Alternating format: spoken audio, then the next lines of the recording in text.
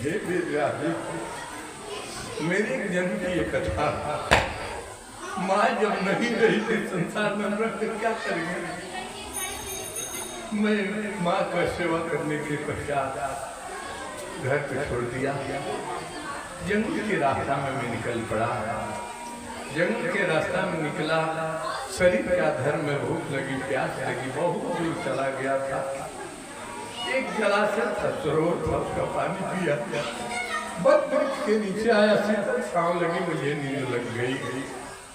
नींद मुझे लगी तो एक नींद में एक सुंदर सा स्वरूप दिखाई पड़ा मुझे। कौन सा स्वरूप दिखलाई पड़ा? वेदव्यास जी ने पूछा। शांताकारं भुजगशयनं, शांताकारं भुजगशयनं, पद्मनाभं सुरेशं, विश्वाधारं गगनसदृशं, मेघवर्णं शुभांगं, लक्ष्मीकांतं कमलनयनं। कहा लक्ष्मी जी के साथ खड़े हुए नारायण एक हाथ में कमल लिए हुए हैं, एक हाथ में गदा लिए हुए हैं और मेरे सामने खड़े हैं। मैंने देखा रे, ये सत्संग में जो साधु जी लोग कहते थे कि भगवान का ये स्वरूप है, यह तो यही स्वरूप है, ये तो भगवान है। मेरी आंखें खुली लेकिन वो गायब हो गए, दिखाई नहीं पड़े आप बोलते। तब मैंने बहुत ध्यान लगाने का कोशिश किया लेकिन उनका दर्शन मुझे नहीं मिला। तो बहुत कोशिश किया, अंत में कहा जब भगवान का दर्शन नहीं मिलेगा तो रह कर क्या करें। सरोवर में कूदने की तैयारी की तो आकाशवाणी हुई, हे देव ऋषि नारद, तेरे जन्म में भगवान का दर्शन अभी नहीं लिखा था, लेकिन तेरी माँ का आशीर्वाद और संतों की सेवा की कृपा से मैंने दर्शन दिया। अगले जन्म में तुम ब्रह्म का पुत्र होगा और तुझे मेरा आशीर्वाद मिलेगा। वही मैं देव ऋषि नारद हूँ। इस प्रकार से देव ऋषि नारद ने अपने 3 जन्मों की कथा उन्होंने सुनाई और सुनाते हुए कहा कि अब वेदव्यास जी प्रसन्न हो जाओ।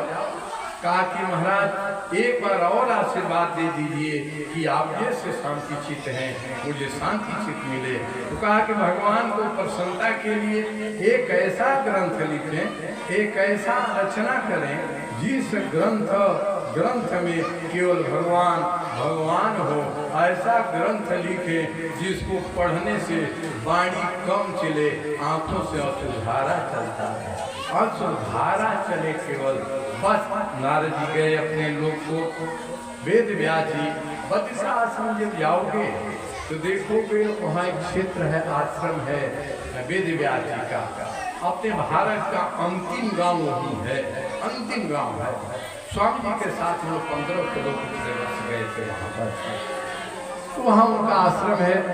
उस आश्रम में बैठ गए, आंख बंद कर दिया, लिखने लगे। तब सूत जी महाराज से सोनक जी महाराज नैमी सारण का था चल रही है ना, तो सोनक जी महाराज ने सूत जी से महाराज कहा कहाँ से श्रीमद् भागवत शुरुआत किया। कहा कि देखो श्रीमद् भागवत का शुभारंभ वेदव्यास जी ने वहाँ से किया जहाँ से महाभारत की लड़ाई समाप्त हो गई है। महाभारत की लड़ाई समाप्त हो गई है, सभी कौरव मारे गए, कौरव वंश में कोई बचा नहीं, 18 स्वर्ण सेना समाप्त हो गई है। केवल कौरव वंश का दुर्योधन बचा है, जिसको भीम दादा ने गदा से मार करके उसे कमर को तोड़ दिया है। कहा कि महाराज कमर तो उसका टूटेगा नहीं, क्योंकि गंधारी माता ने तो उसे आशीर्वाद दिया था कि दुर्योधन का पूरा शरीर वज्र का हो जाएगा, तो कैसे टूट गया। कहा कि देखो इसकी एक कथा है। जैसे ही दुर्योधन ने तय किया कि कल मल्ल युद्ध होगा और गदा युद्ध होगा, गदा युद्ध में दुर्योधन तो जीत नहीं सकता है, वज्र का शरीर हो जाएगा उसका। तब ये सुन ली कल युद्ध होने वाला है, अंतिम बेटा बचा है। तब गंधारी ने कहा बेटा मैं आंख बंद करके हूँ यहाँ और कल मैं आंख खोलूंगी। पतिव्रता गंधारी है, अपनी आंख की पट्टी खोलूंगी क्योंकि इनके पति अंधे हैं। अब मैं आंख की पट्टी जब खोलूंगी तो तुम मेरे सामने नंगा होगा। कृष्ण भगवान को पता लगा, लीला बिहारी है द्वारका भी। कहा कि नंगा होकर दुर्योधन गया गांधारी पतिव्रता स्त्री की दृष्टि पड़ी तो पूरा शरीर वज्र का हो जाएगा, इसका वध नहीं किया जा सकता, मारा नहीं जा सकता। इसलिए कृष्ण तुरंत दुर्योधन के पास पहुंचते हैं। कहा दुर्योधन सुना है माँ के पास कल जाने। हाँ तो सुना है कि नंगा जाओगे, जवान होकर पहलवान हो तुम, माँ के सामने नंगा जाओगे। कहा कि माँ आदेश है। अरे तुझे शर्म करना चाहिए, माँ के सामने जवान लड़का जाता है, सब वस्त्र उतारना उतार दो, लेकिन लंगोट पहन कर हो जाओ। भगवान ने लीला कर दिया, लंगोट पहनवा दिया। सुबह में लंगोटा पहन कर गए माँ के सामने। माँ गांधारी ने पट्टी को खोला, पूरा शरीर दुर्योधन का वज्र का हो गया। कहा बेटा ये अन्याय हो गया, तुम लोग वोट पहन कर गया मेरे सामने, यह तो शरीर तुम्हारा मांस और हड्डी का ही रह गया, कल्याण होने वाला नहीं है। युद्ध हुआ, भीम दादा ने गदा से उठाया। कृष्ण ने कहा दुर्योधन मारने की जरूरत नहीं है, समय बीत गया, 18वां दिन है, तुम इसके कमर पर प्रहार करो टूट जाएगा। बस भीम दादा ने एक ही गदा मारा कमर पर, उसका कमर टूट गया, धराशायी होकर दुर्योधन गिर गया।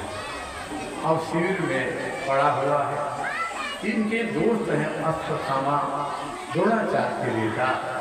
द्रोणाचार्य के बाद अश्वत्थामा ने अपने मित्र दुर्योधन की ये दशा देखा कि इसके संकेत से दुनिया हिलती थी, कोई भी इसके सामने खड़ा नहीं होता था। मेरा मित्र इस दशा में आज पड़ा हुआ है तो मित्रता किस काम की। कहा मैं पांडव वंश को निपुण कर दूंगा, स्कूल में किसी को बांचने नहीं दूंगा। अब स्कूल में है बस तय किया। शाम का समय आया, कहा कि शिविर में सब पांडव पुत्र सोएंगे, पांडवों के 5 के 5 पुत्र हैं, सोएंगे, सब का सर धड़ सा लगकर पूरा पांडव को भी समाप्त हो जाएगा, मेरे मित्र का बदला हो जाएगा। बस अश्वत्थामा सोचा, तय कर लिया कि अब शाम हो, खाने पीने में ये लोग जाए, बस काटना भोजन वोजन करके कर लिए सब। लीला बिहारी कृष्ण बिहारी सरकार ने द्वारकाधीश ने कहा, हे धर्मराज, हे भीम दादा, हे अर्जुन, हे नकुल, हे सहदेव, अब तो कोई युद्ध होता रहा, तुम लोगों से कोई मनोरंजन की बात नहीं की, कोई बात नहीं की, चलो इधर थोड़ा बतियाएंगे, बातचीत करेंगे, मन भलेगा। दूर लेकर चले गए, दूर लेकर चले गए कि पांडवों के 5 बेटा जो थे वो आकर अपने अपने बाप के जगह पर सो गए। आई फिराक में लगा हुआ था कब जाएंगे। अश्वत्थामा आया, कठार निकाला, इन 5 पांडव पुत्रों को एक एक करके सिर धड़ से अलग कर दिया, जैसे गजरा मुरई को हाथ में पकड़ कर चलते हैं, वैसे 5 पांडवों के पुत्रों को, उनके छोटे को पकड़ करके ले गया दुर्योधन के सामने। कहा लीजिए दुष्टों का अंत हो गया, पांडव कुल में भी अब कोई नहीं बचा, देखिए 5 पांडव का सर लाया। दुर्योधन ने बड़ा लाओ तो, लेकिन मन में सब हुआ कि ये 5 पांडवों को जिन्हें मैं कुछ नहीं कर सका, ये अश्वत्थामा कैसे मार देगा। कहलाओ तो सर देखे, एक सर किया और सर को लेकर ऐसे किया जैसे तरबूजा या टमाटर फूट जाए, सर एक एक करके फूट गया।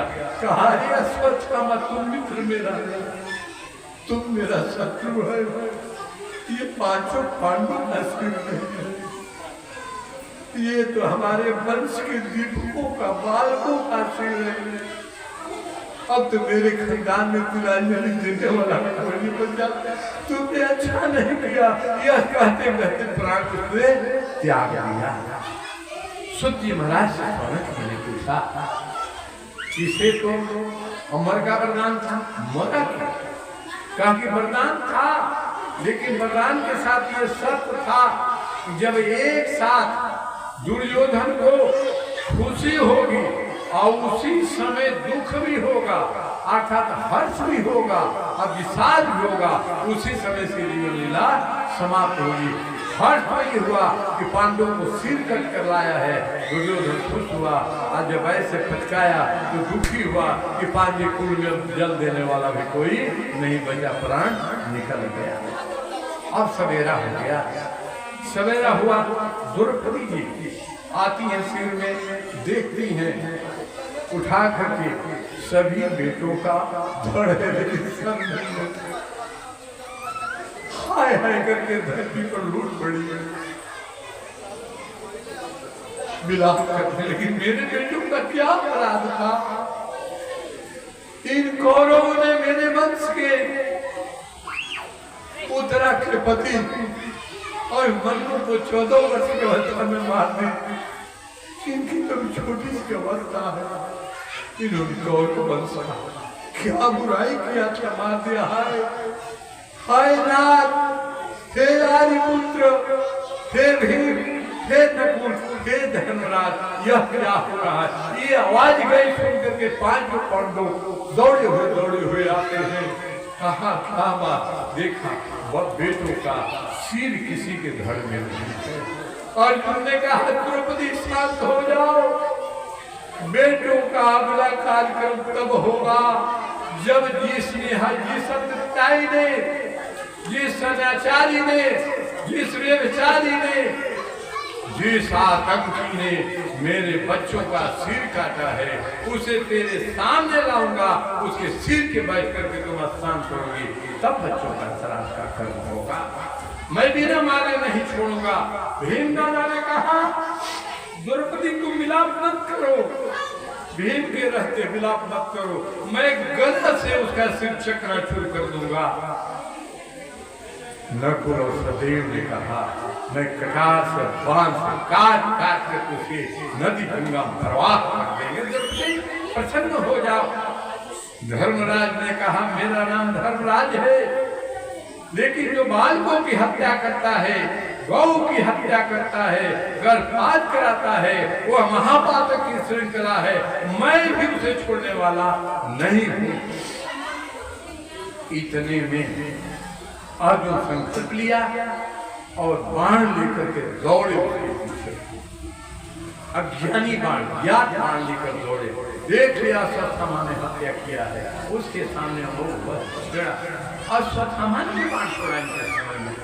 अंत में कृष्ण केशव रक्षमाम, कृष्ण का बाण छोड़ना जानता है, लौटाना नहीं जानता है, बस बाण को लौटा लिया। आओ पशुपात्य बाण, पशुपात अस्त्र जो शंकर भगवान ने दिया था, उसका प्रयोग करके पशुओं की तरफ बांध कर घसीटते हुए अश्वत्थामा को लाए और द्रौपदी के सामने रख दिया। तेरे बेटों का हत्यारा किए, अब इसका सर मैं काट रहा हूँ, मैं इसका सर काट रहा हूँ। द्रौपदी खड़ी हो गई सामने, हाथ जोड़ करके खड़ी हो गई। नाना ऐसा आंखों के आंसुओं को बंद कर दिया। धन्य द्रौपदी ने कहा हे आर्यपुत्र, इसका वध मत करे। क्यों? मेरे बालकों का हत्यारा सामने है और तुम कहते हो छोड़ दो। का हत्यारा है, लेकिन हे आर्यपुत्र यह मत भूलिए कि दुनिया के विख्यात धनुर्धर नाम आपका पड़ा है, तो जिसने धनुर्विद्या दी है उसी गुरु का आपका ये बेटा है, इसलिए वध लायक नहीं है, इसे मत मारिए, इसे छोड़ दीजिए।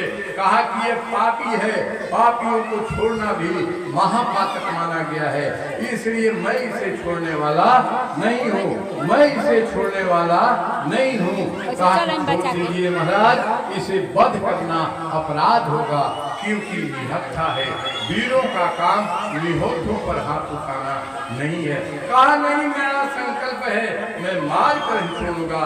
द्रौपदी ने कहा ठीक है आप मार दीजिए, लेकिन एक बात मुझे आप विश्वास दिला दीजिए कि मेरा बेटा जैसे मरा अब मैं दुखी हूँ, आंसू बहा रही हूँ, तो क्या जिस दिन ये मारा जाएगा इसकी माँ की आंख से आंसू नहीं निकलेगा? क्या कृपी दुखी नहीं होगी क्या? और एक बात और, अगर इसको वध करने से, इसको मारने से मेरे 5 बेटों लौट जाते हैं, तो इसे आप मार दीजिए, मैं रुकने वाली आपको नहीं हूं।